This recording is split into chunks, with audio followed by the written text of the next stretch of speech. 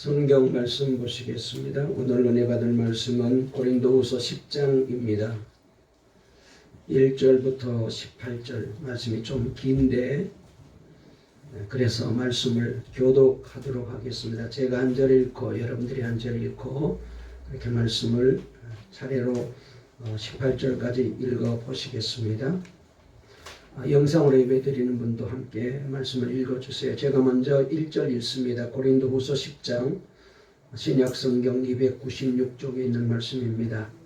너희를 대면하면 유순하고 떠나 있으면 너희에 대하여 담대한 나 바울은 이제 그리스도의 온유와 관용으로 친히 너희를 구원하고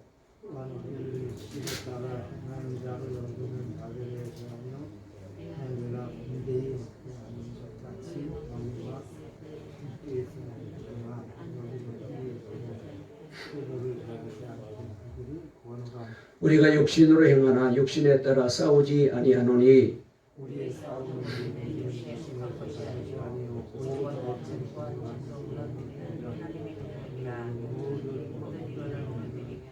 하나님 아는 것을 대적하여 높아진 것을 다 무너뜨리고 모든 생각을 사로잡아 그리스도에게 복종하게 하니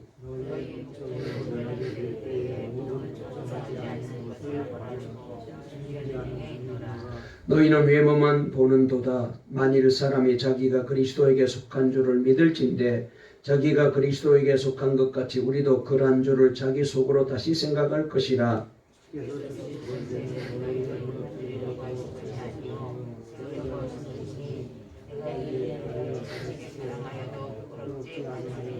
이는 내가 편지들로 너희를 놀라게 하려는 것 같이 생각하지 않게 함이라.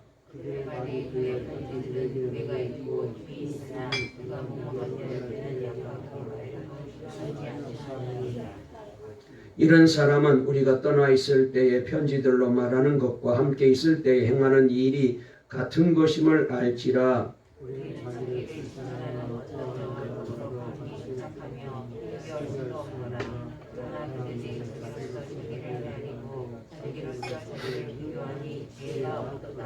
그러나 우리는 분수 이상의 자랑을 하지 않고 오직 하나님이 우리에게 나누어 주신 그 범위의 한계를 따라 하노니 곧 너희에게까지 이른 것이라.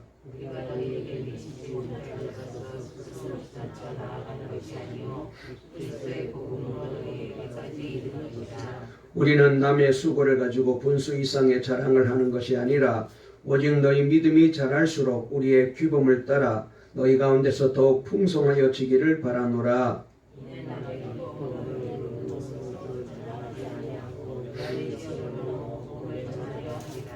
자랑하는 자는 주 안에서 자랑할지니라. 자기를 칭찬하는 자가 아니요 오직 주께서 칭찬하시는 자니라. 아멘. 할렐루야. 날씨가 조금 추워졌는데 오늘 또 건강한 모습으로 또 성전에서 또 영상으로 이렇게 뵈어서 너무 감사합니다. 다시 한번 우리 하나님의 은혜와 돌보심과 또 복주심이 우리 교회와 모든 성도들에게 우리 자녀들에게 늘 함께 하시기를 주의 이름으로 축원합니다. 우리 옆에 분과 앞뒤 있는 분과 한번 인사를 나누실까요? 오늘 또 잘 오셨습니다. 하나님의 은혜 받고 힘을 얻으세요. 주님이 우리를 사랑합니다. 늘 감사가 넘치세요. 할렐루야. 오늘 설교 제목 한번 따라해 보실까요? 하나님이 쓰시는 지도자. 다시 한번요. 하나님이 쓰시는 지도자. 오늘 이 제목으로 말씀을 전할 때에 우리 모두에게 은혜가 되시기를 바랍니다. 여러분, 지금 대한민국은 차기 대한민국을 이끌어갈 지도자인 대통령을 누구로 뽑을 것인가를 놓고 세상이 참 요란스럽습니다. 여당은 계속하여 정권을 이어가려고 하고 있고 또 야당은 정권을 교체해야 국민들이 잘 살고 행복해진다고 주장하고 있습니다. 그래서 여야를 비롯해서 여러 명의 대권 주자들이 국민들의 지지를 호소하면서 열심히 지금 선거 운동을 하고 있습니다. 정말로 과연 누구를 뽑아야 될까요? 어떤 지도자를 뽑아야 대한민국이 발전하고 국민들이 모두 잘 살게 될까요? 우리는 여러 번에 걸쳐서 지도자들을 잘못 세워서 나라가 혼란에 빠지고 백성들이 힘들었던 경험을 가지고 있습니다. 이것은 우리나라뿐만 아니라 모든 나라들이 지도자가 잘못되어 큰 고통을 겪고 있는 것을 우리는 많이 보게 됩니다.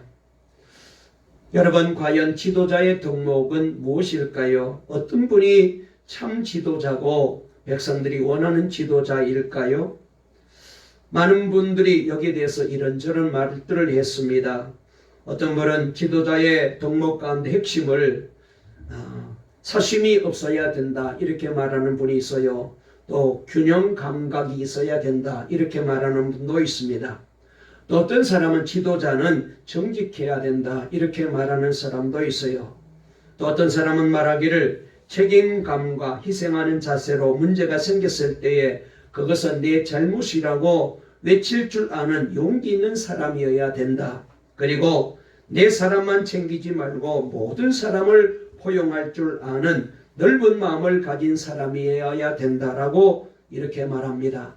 그런데 우리가 이렇게 말은 하지만 사실은 막상 우리가 당해보게 되면은 말처럼 실천하는 게 쉽지 않잖아요. 우리가 이제 후보자들이 뭐 여러 가지 공약을 하며 국민들의 마음을 얻으려고 표를 얻으려고 여러 가지 말을 하는데 그런데 보게 되면은 그 말한 대로 실천하는 지도자들이 그렇게 많지 않았다는 사실을 우리가 너무나도 생생하게 기억하잖아요.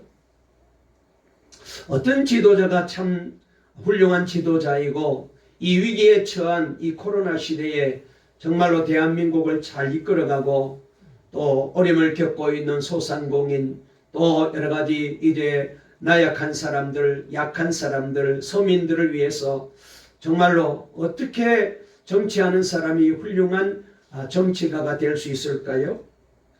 공자에게 어느 날 제자인 자하가 공자 밑에서 훈련받고 있는 제자들의 됨됨에 대해서 물어보았습니다. 그래서 자하가 묻기를 선생님, 아내는 어떤 사람입니까? 자궁은 어떤 사람입니까? 자로는 어떤 사람입니까? 자장은 선생님이 생각하기에 어떤 사람이라고 생각합니까? 라고 물었더니 공자가 여기에 대해서 대답을 했어요.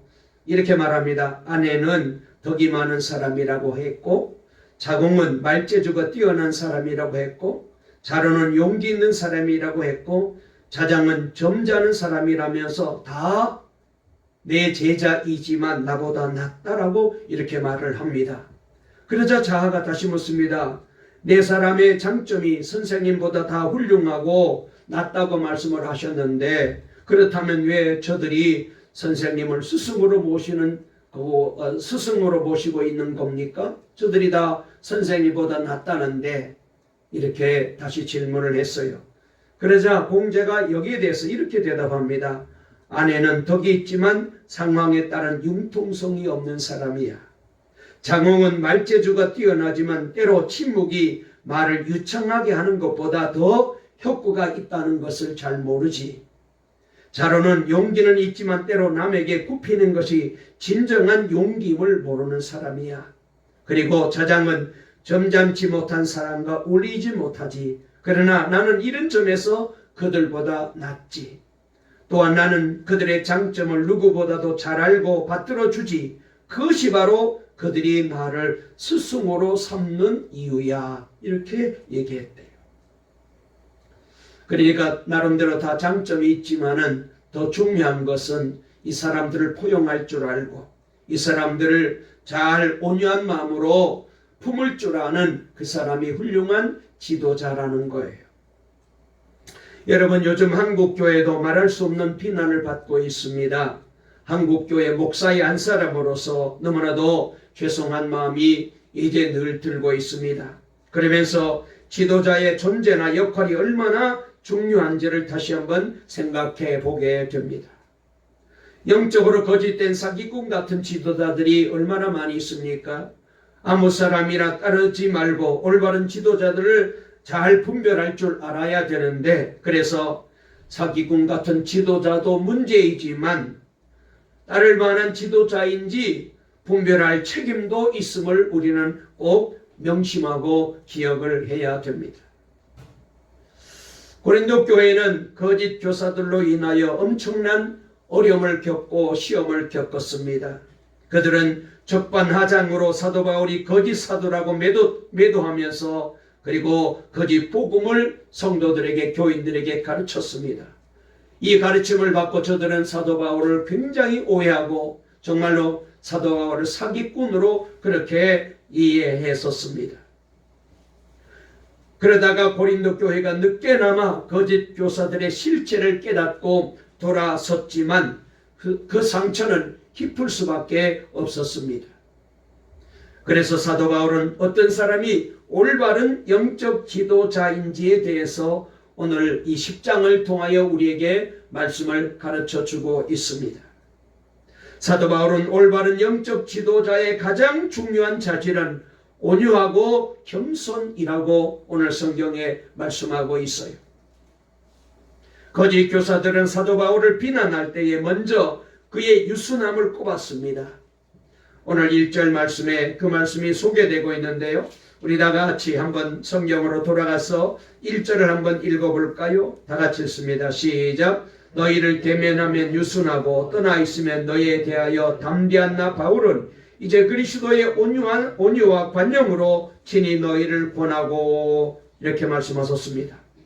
자, 여기 말씀을 조금 우리가 쉽게 이 말씀을 풀어 읽어보게 되면은 거짓 교사들이 뭐라고 사도 바울에 대해서 얘기를 했느냐. 그러니까 저 사도 바울은 얼굴을 마주 대하면은 유순하게 보이나 떠나 있을 때에는 여러분에게 강경하다. 한마디로 말해서 가까이서 보게 되면은 약하기 짝이 없고 그리고 떠나 있게 되면은 아주 못되고 그리고 강한 사람이다라고 이 바울을 비난을 한 거예요. 여러분, 그래서 사도로 우리가 받들기에는 너무나도 나약하고 그리고 자질이 못되는 사람이다라고 이렇게 말하고 있습니다. 그런데 사실 그렇습니까? 아닙니다. 하나님께서 세우신 진정한 지도자의 조건은 온유함과 겸손함이거든요.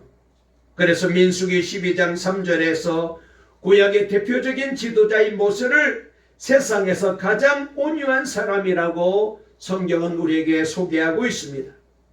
예수님께서도 자신을 두고 말씀하시기를 나는 마음이 온유하고 겸손하니라고 말씀하시면서 자신을 배우라고 예수님의 이 온유한 마음을 이 겸손한 마음을 우리에게 말씀하고 계시는 것을 보게 됩니다.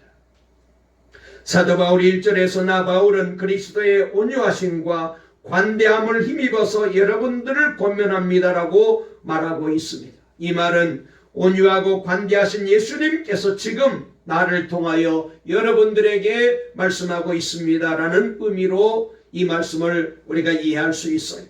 그러므로 예수님과 동행하는 사람인지 아닌지는 그 사람이 온유한지 겸손한지를 먼저 살펴야 됩니다.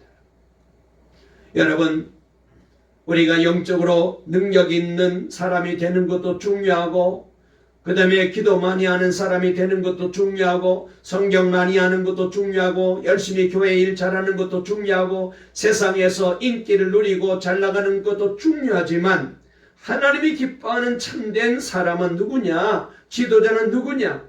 온유하고 겸손해야 한다는 거예요. 제가 늘 안타깝게 생각했던 것은 교회 안에서 많은 말을 함부로 하고 그리고 거칠고 세게 말하는 사람을 지도력이 있는 사람이다, 카리스마가 있다라고 오해하는 것을 보면서 늘 마음이 아팠어요. 옳은 말을 하지만 말과 행동이 거친 사람이 있어요. 그런 사람은 조심해야 됩니다. 전에 정말로 교회에 있을 때에 보면은 얼마나 말이 거친지, 얼마나 말을 세게 하는지. 그래서 사람들이 그냥 그 말을 따라가는 사람들이 많이 있었어요. 여러분, 말이 옳은지도 보아야 하지만은 성품이 예수님의 성품을 담고 있는지, 온유한지 겸손한지를 먼저 판단해야 돼. 불의를 상대하여 싸워야 할 때도 그리스도인에게는 그리스도인다움이 있어야 됩니다. 그것이 바로 뭐냐? 온유와 겸손이에요. 그래서 우리가 아이를 기를 때, 아이들에게 야단칠 때도 참 이 온유와 겸손한 마음을 가지는 게 필요합니다. 어느 아이가 가족들에게 이렇게 말했대요. 우리 엄마는 늘 옳은 말만 해요. 우리 엄마는 늘 좋은 말 할 때 밥 먹어, 좋은 말 할 때 공부해, 엄마 화나기 전에 말 잘 들어, 늘 옳은 말 한다는 거예요. 그렇지만은 거기에는 온유한 마음이 없다는 거예요. 그러니까 여러분, 이 아이들이 이 엄마의 이 태도를 보고 엄마가 옳게 말하지만, 엄마가 바르게 말하지만 그거를 진정으로 받아들이지 못하는 거예요. 그러니까 같은 말을 할지라도 온유한 마음으로 하고 겸손한 마음으로 하게 되면은 진정성이 있는데, 그런데 그거를 온유하고 겸손하지 못하게 되면은 아이들이 그것을 그렇게 좋게 받아들이지 못하게 된다는 것입니다. 여러분, 온유한 것을 우리가 혹 오해해서 나약한 것으로 이해할 수 있어요. 사도 바울은 단호해야 할 때 대단히 강한 사람이었어요. 그래서 사도 바울은 2절에서 자신이 고린도 교회를 방문할 때 강하고 단호하게 처리할 일이 없도록 해달라고 부탁하고 있습니다. 그렇지 않으면 내가 강하게 처리하겠다고 합니다. 자, 한번 2절을 볼까요?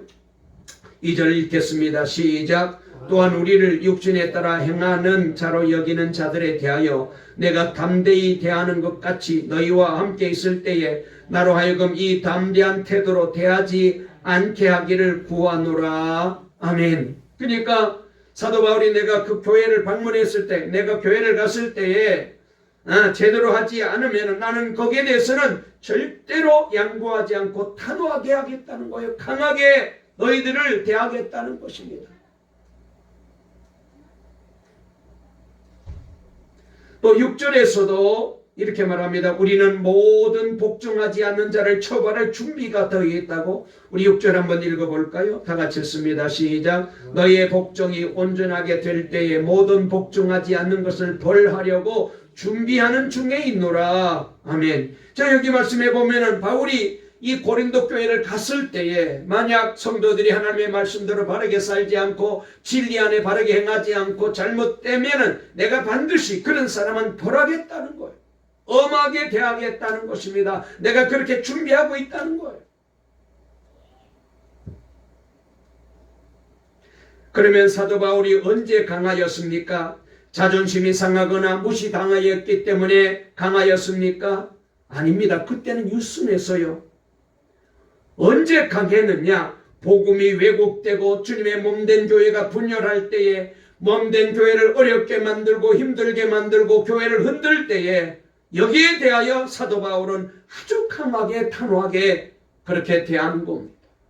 그러니까 자신을 욕하고 자신을 비난하고 자신에 대하여 험담을 늘어놓는 사람들에 대하여 강한 게 아닙니다. 저들에 대하여서는 아주 유순하게, 아주 겸손하게 저들을 대하였습니다. 그러나 하나님의 몸된 교회를 흔들고 하나님의 몸된 교회를 어지럽게 만들고 하나님의 몸된 교회를 힘들게 만들고 성도들을 미혹해서 잘못되게 하는 일에 대하여는 아주 단호하게 강하게 내가 벌하겠다는 거예요.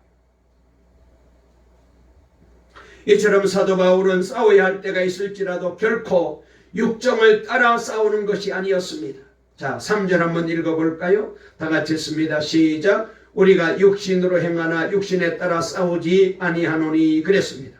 또 4절도 읽어보실까요? 4절 시작. 우리의 싸우는 무기는 육신에 속한 것이 아니요 오직 어떤 견고한 진도 무너뜨리는 하나님의 능력이라 모든 이론을 무너뜨리며 그랬습니다. 그렇습니다. 여기 말씀해 보면은 싸우는 무기가 따로 있다는 거예요. 자, 5절 말씀 읽어볼까요? 하나님 아는 것을 대적하여 높아진 것을 다 무너뜨리고 모든 생각을 사로잡아 그리스도에게 복종하게 하니 그랬습니다. 여기 말씀을 보게 되면은 그 무기가 뭐냐? 괴배를 무찌르고 하나님을 아는 지식을 가로막는 모든 교만을 쳐부수고 모든 생각을 사로잡아서 그리스도에게 복종시킨다고 말씀하고 있습니다. 여기서 보게 되면은 사도 바울은 그렇습니다. 그가 가지고 있는 무기가 뭐냐? 저들을 주님의 말씀에, 주님의 복음에 예수님께 복종시키는다고 말했어요. 여러분, 이게 왜 강력한 무기냐?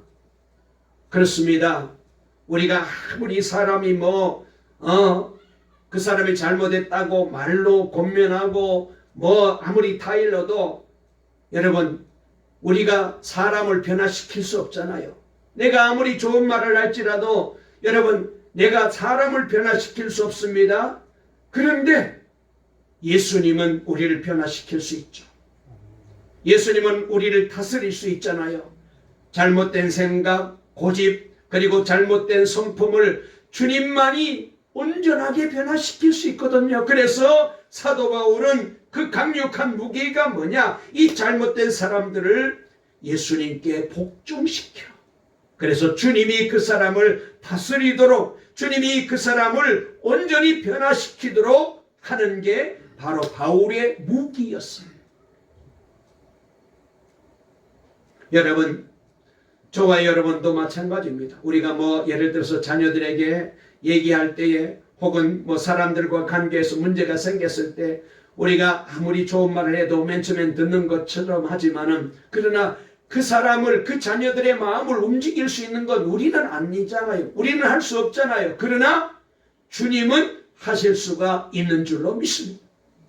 아무리 못된 사람도, 아무리 교만한 사람도, 아무리 잘못된 사람도 사람의 말로는 그 사람을 변화시킬 수 없지만은 주님께서 그 심령 속에 역사하시면은 그 영혼이 변화되어서 죄인이 의인되고 악한 자가 선한 자가 되고 여러분, 못된 사람이 하나님의 사람으로 변화가 일어나게 되는 줄로 믿습니다. 그래서 우리는 사람을 주님께 맡겨야 돼요. 자식도 주님께 맡기고 아내도 남편도 친구도 여러분 주님께 맡겨야 돼요. 주님이 그 사람을 다스리면 됩니다. 할렐루야. 주님이 하시면 돼요. 그래서 날마다 우리는 주님께 기도할 수밖에 없잖아요. 하나님, 우리 남편, 하나님, 우리 아내, 하나님, 우리 자녀들 주님 꼭 축복해 주시고 그리고 변화시켜 주셔서 주님 앞으로 나오게 해주세요. 믿음의 사람이 되게 해주세요. 하나님 변화시켜 주세요. 주님께 맡겨야 돼요. 이게 바로 바울에게 무기였어요. 여러분, 저와 여러분들에게 이 무기가 있기를 주의 이름으로 축원합니다. 내가 어떻게 해서 사람을 변화시키겠다고, 내가 어떻게 타일러 가지고 변화시키겠다고 절대로 안 됩니다. 듣는 척하지만은 아니에요. 사람의 말은 어느 정도 사람들에게 도움을 줄 수 있고 그 사람을 조금 생각을 바꾸게 할 수 있지만 근본적으로 사람을 바꿀 수 있는 것은 예수님밖에 없습니다. 성령님밖에 없어요. 하나님 말씀밖에 없습니다. 아멘. 이 말씀이 있어야 돼요. 이게 우리의 무기여야 돼요. 우리 한번 옆에 뭔가 한번 인사하실까요? 하나님의 말씀으로 날마다 승리합시다. 하나님의 말씀으로 무장합시다. 우리의 힘은 예수님이십니다. 그렇습니다. 그리스도인에게 무기는 가정에서나 교회에서나 일터에서나 철저하게 자기 생각을 주님께 복종시키는 것입니다. 나는 예수님 안에 죽었습니다. 나는 십자가에 못 박혀 죽었습니다. 나는 없고 내 안에 예수님만이 계십니다. 여러분, 이 신앙이 되어야 돼요. 그리하면 예수님이 역사하셔서 어떠한 견고한 요새라도 무너지게 만드시고 하나님을 대적하는 이들이 굴복하는 역사가 일어나게 될 줄로 믿습니다. 이런 역사를 만드는 사람이 누구냐? 지도자라는 거예요. 내가 직접 나서가지고 뭘 하고 내가 사람을 어떻게 변화시키고 그게 아니고 사람들을 주님 앞으로 인도해서 주님께 굴복시켜서 우리 주님이 그 사람을 변화시키도록 만드는 이 귀한 일을 하는 사람이 지도자라고 바울은 말하고 있어요. 제가 세계 선교위원장을 할 때에 선교지에 가보게 되면은 가끔 선교사님 사이에서 심각한 내분이 있는 것을 보게 됩니다. 제가 참 안타까웠어요. 아니, 조국 땅도 아니고 낯선 땅에 가서 힘들게 사역하면서 아니 도대체 오손도손 사이좋게 서로 격려하고 도와주며 사랑하며 선교해도 시원찮을 판인데 서로 그냥 막 싸우는 거예요. 그것도 선교를 위해서 일하는 게 아니고 자리 다툼하는 거예요. 지역의 장의에 서로 자기가 되겠다고 주도권을 행사하려고 하는 모습을 볼 때마다 제가 얼마나 마음이 아팠는지. 그런데 보면은 말이죠, 이 사람 얘기를 들으면 다른 선교사 막 욕합니다. 그런데 또 그 사람 만나면 또 이 사람 막 욕합니다. 그러니까 서로 상대편에 대한 분을 쏟아내고 있어요. 제가 곤욕스러웠던 것은 상대편의 잘못을 지적하면서 자신이 그렇게 분노하고 있는 것입니다. 그런데 이 분노하는 것이 아무런 잘못이 없다는 거예요. 내가 지금 저 사람에 대해서 잘못을 얘기하면서 막 화를 내고 분을 냅니다. 그런데 그건 당연하다는 거예요. 자신은 문제가 없다는 거예요. 자신은 허물이 없다는 거예요.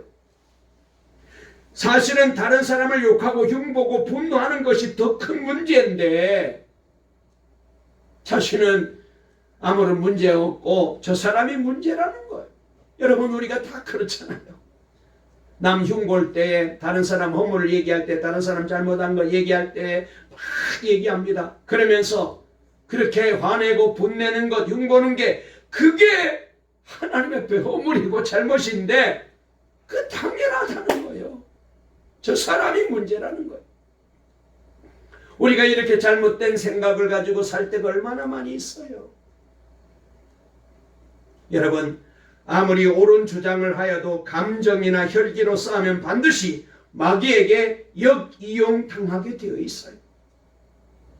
아마 여러분도 많이 체험했을 거예요. 가정 안에서 살면서 부부 사이에 다툼이 생겼을 때 감정이 나오게 되고 혈기가 나오게 되고 아무리 옳은 얘기라도 이 감정으로 혈기로 대하게 되면 그때부터 옳은 얘기로 안 들립니다. 사탄이 역사에서 서로 속상하게 만들고 마음의 상처만 남기는 거예요. 우리는 영적 지도자를 외모로 판단하지 말아야 돼요. 7절을 보면은 사도 바울은 고린도 교인들이 외모만 본대요. 우리 한번 7절 읽어볼까요? 시작. 너희는 외모만 보는도다. 만일 사람이 자기가 그리스도에게 속한 줄을 믿을진대 자기가 그리스도에게 속한 것 같이 우리도 그런 줄을 자기 속으로 다시 생각할 것이라. 아멘. 네. 여러분, 사도 바울 당시에 바울에 비하여 이 거짓 교사들은 말이죠, 참 자랑할 것들이 많이 있었대요. 사도 바울은 인물도 변변찮고 건강도 시원찮고 말재주도 별로 없었어요. 설교 저도 참 잘 못하고 말재주가 없는데 바울은 저보다 훨씬 못했던 것 같아요. 말이 너무 어눌했어요. 그런데 비하여 이 거짓 교사들은 얼마나 유창한지, 인물은 얼마나 빤빤한지, 그 다음에 지식도 있는지 비교가 안 될 만큼 이 거짓 교사들이 아주 외적으로는 참 대단했어요. 고린도 교인들이 이 겉만 본 거야. 바울의 진심을 보지 못하고 이 말 잘하고 그 다음에 인물 좋고 그 다음에 말을 아주 유창하게 잘하면서 지식 있고 이런 것만 본 거예요. 거기에 혹하여 휘가닥 넘어가고 따라간 거예요.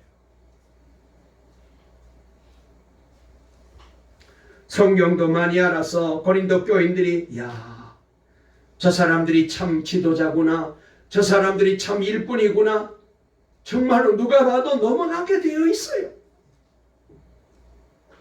그에 반해서 바울은 여러 가지로 참 부족했었습니다. 그래서 사도 바울이 말이죠, 자기 스스로도 나는 이렇게 부족했다고 10절에 이렇게 고백합니다. 한번 우리 10절 한번 읽어볼까요? 시작. 그들의 말이 그의 편지들은 무게가 있고 힘이 있으나 그가 몸으로 대할 때는 약하고 그 말도 시원하지 않다니 그랬어요. 여기 말씀에 잘 나와 있는데 사도 바울이 스스로 말하기를 자기에 대해서 생각하기를 나는 참 약하다, 부족하다, 말재주도 없다 그렇게 생각했고, 그 다음에 사람들도 말하기를 바울이 편지를 보낼 때 편지는 좀 내용이 있고 무게가 있고, 편지는 우리가 괜찮은 것 같은데, 힘이 있는 것 같은데, 직접 바울을 얼굴을 대하고 보니까 얼마나 약해 빠졌는지, 말재주는 거기에다가 얼마나 어눌한지 이런 얘기를 합니다. 그러니까 바울 자신도 자신이 그런 사람이라는 것을 인정하고 사람들도 다 그렇게 말한 거예요. 여러분, 외모가 참 중요하긴 하죠. 세상 사람들은 외모를 중요하게 여깁니다. 그러나 우리가 외모를 따진다면은 예수님은 외모로 볼 때는 전혀 볼품이 없었어요. 우리가 성화 같은 데 그림을 보게 되면은 예수님의 얼굴을 아주 잘 그려놔서 멋지게 보이고 귀하게 보이고 인자하게 보이고 훌륭하게 보이는데, 사실은 성경을 보게 되면은 예수님의 외모에 대해서 이렇게 예언했어요. 이사야서 53장 2절에 보니까 그는 주 앞에서 자라나기를 연한 순 같고 마른 땅에서 나온 뿌리 같아서 고운 모양도 없고 풍채도 없은즉 우리가 보기에 흠모할 만한 아름다운 것이 없도다. 얼마나 못난 모습인지 몰라요. 연하게 짝이 없습니다. 마른 땅에서 겨우 그냥 땅을 비집고 나온 순 같아서 얼마나 부족한지, 보기에도 흠모할 만한 모습이 없습니다. 아름다운 것이 없다는 것입니다.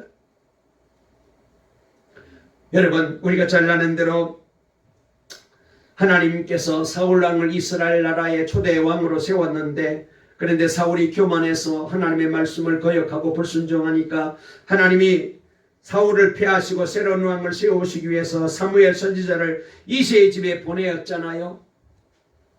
그래서 이제 여러 명의 아들을 가지고 심사를 하게 되었는데, 첫째를 보니까 아비나답입니다. 풍채도 좋고 키도 크고 인물도 좋아서 하나님이 이 사람을 세우려나 보다. 하나님이 아니라는 거예요.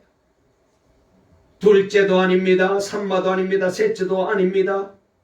다 집에 있는 아들들은 아니라는 거예요. 사무엘 선지자가 묻습니다. 이새에게 당신의 아들은 여기 있는 사람이 답니까? 그때 이새가 말합니다. 말째가 있긴 있는데 지금 들에서 양떼를 돌보고 있어요. 그래요? 어서 빨리 그 아들 좀 데려와 보세요.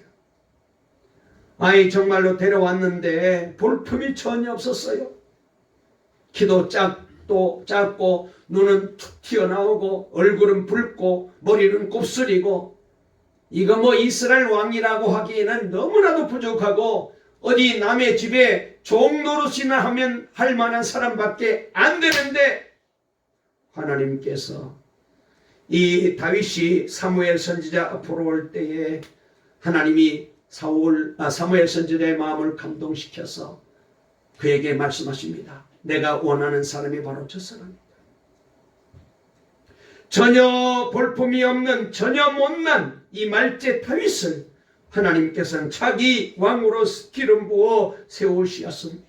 그러면서 이렇게 말씀하셨습니다. 여호와께서 사무엘에게 이르시되 그의 용모와 키를 보지 말아라. 내가 이미 그를 버렸노라. 내가 보는 것은 사람과 같지 아니하니 사람은 외모를 보거니와 나 여호와는 중심을 보느니라. 아멘. 하나님은 우리의 중심을 보셔요. 우리의 믿음을 보셔요. 우리 속에 온유한 마음이 있고 겸손한 마음이 있는지를 보시는 것입니다. 그러므로 외모나 언변이나 화려한 경력, 인간적인 조건으로 지도자를 판단하면 안 돼요.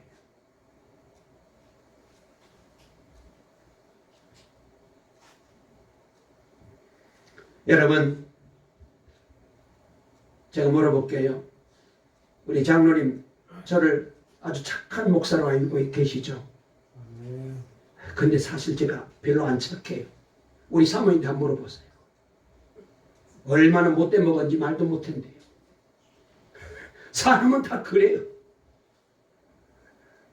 다 어물이 있어요.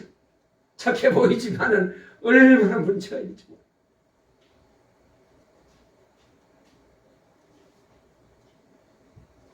여러분, 그렇습니다. 오직 그 사람이 진정한 예수님께 속한 사람인지가 중요한 거예요.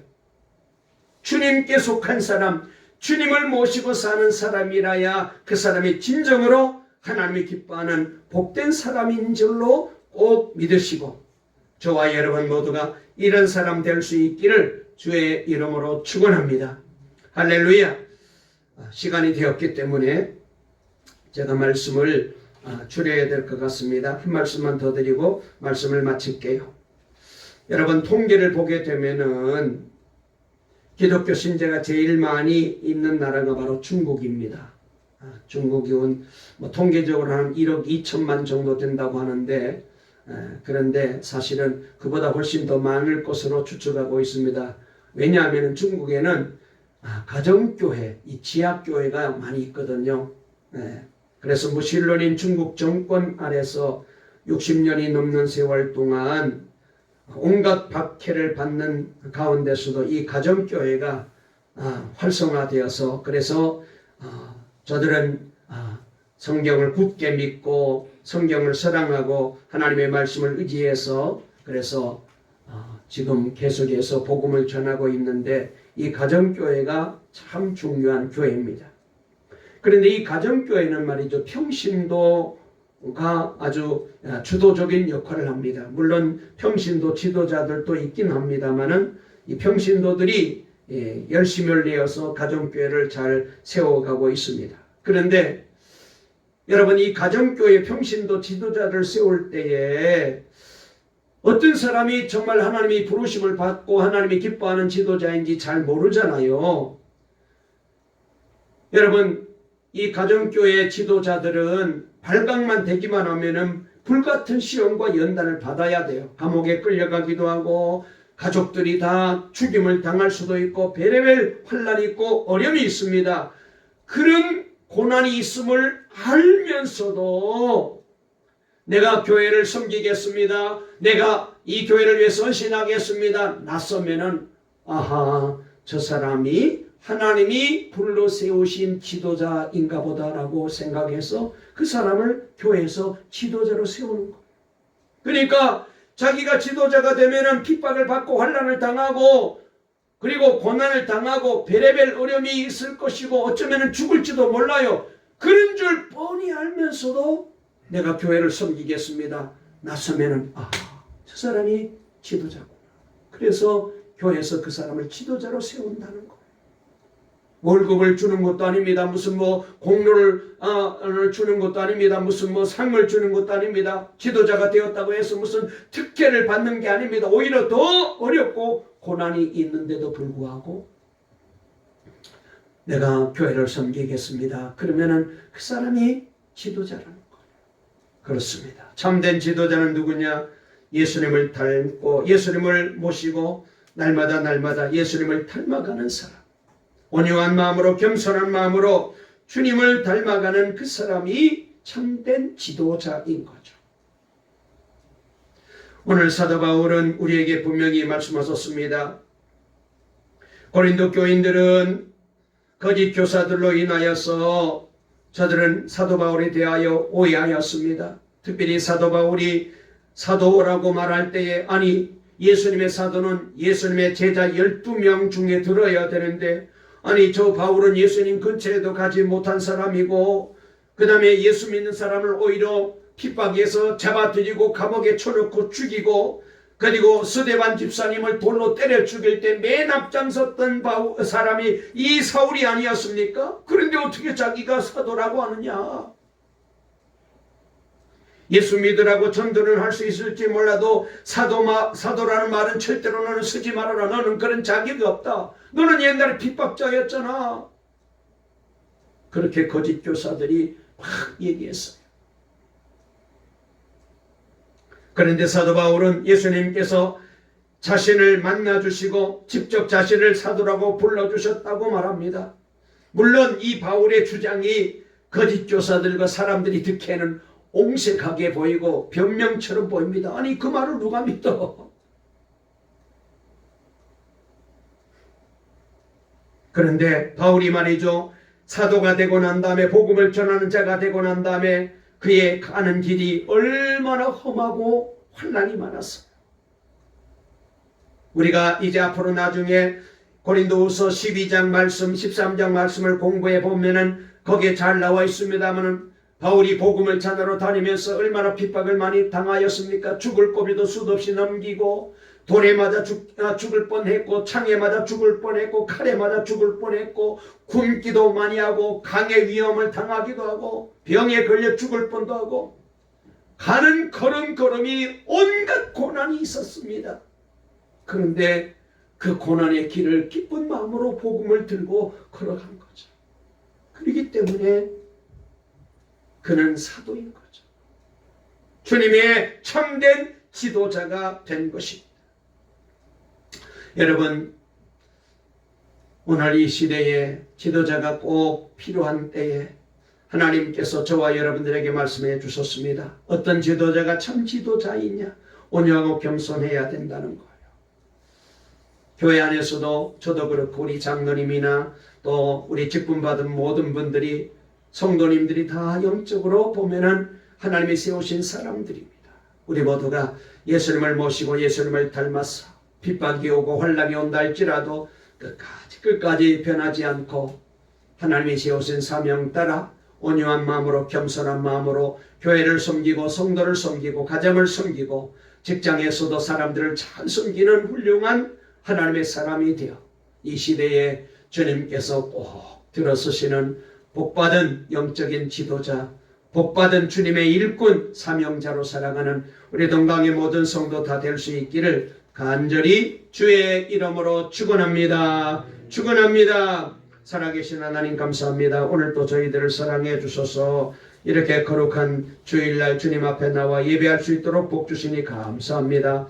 오늘 또 말씀을 통하여 은혜 받게 해주시니 감사합니다. 우리도 예수님 모시고 온유한 마음으로 겸손한 마음으로 이 시대에 주님의 일꾼으로 귀하게 쓰임받는 동강의 모든 성도들 다 되게 도와주시옵소서. 한 사람도 주여 주님으로부터 낙오되지 않고 버림받지 않고 하늘나라 가는 그날까지 귀하게 쓰임받는 우리 교회 우리 장로님 되게 하시고 안수집사님 되게 하시고 권사님들 집사님들 성도님들 우리 청년들 우리 아이들 다 되게 도와주셔서 어딜 가든지 사랑받고 인정받고 존경받고 그리고 앞으로 크게 잘 때는 귀한 축복의 자녀들 다 되게 만들어 주시옵소서. 예수님의 이름으로 기도 올리옵나이다. 아멘.